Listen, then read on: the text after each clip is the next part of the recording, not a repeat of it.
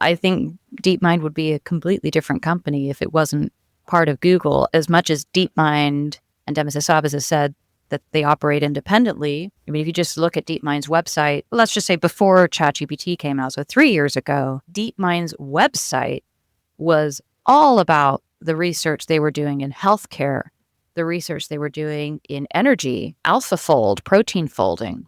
But now, if you look at the website, it's completely different. It's all about Gemini. It's much more product oriented. So I think this kind of so-called arms race that people like to talk about really has like shifted the focus towards building products rather than kind of pushing the boundaries of AI capabilities and research and real world problem solving. Anthropic, I know they made a real effort to diversify their investments. So they've got big investment from Google and they've got big investment from Amazon.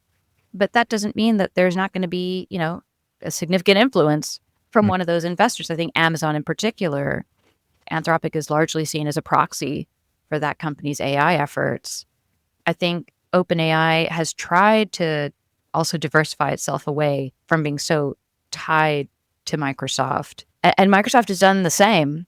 Microsoft, they've got their own AI team run by Mustafa Suleyman, formerly of DeepMind.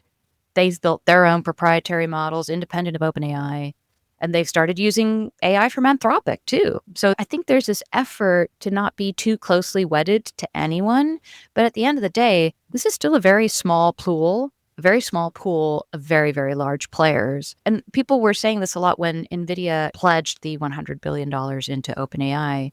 People were talking about this kind of incestuous look to how these companies were all working with one another, and money was just pouring from one to the other to help Peter to help Paul. And I think that's absolutely true. You could call it a virtuous circle, but ultimately, what does that really mean? Well, it means that you have an established order. You have a few very, very large players with lots of money, and it's near impossible for any smaller player to compete because there's this huge wall of financing that nobody else can compete with. Now, we might have a DeepSeek moment where a little company out of China made this model that was as good as ChatGPT for a much less money. And I would love to see more of that because I think we're moving into a place where it's just a few companies are kind of controlling the stakes. A real kind of consolidation of power is happening in the industry and in AI.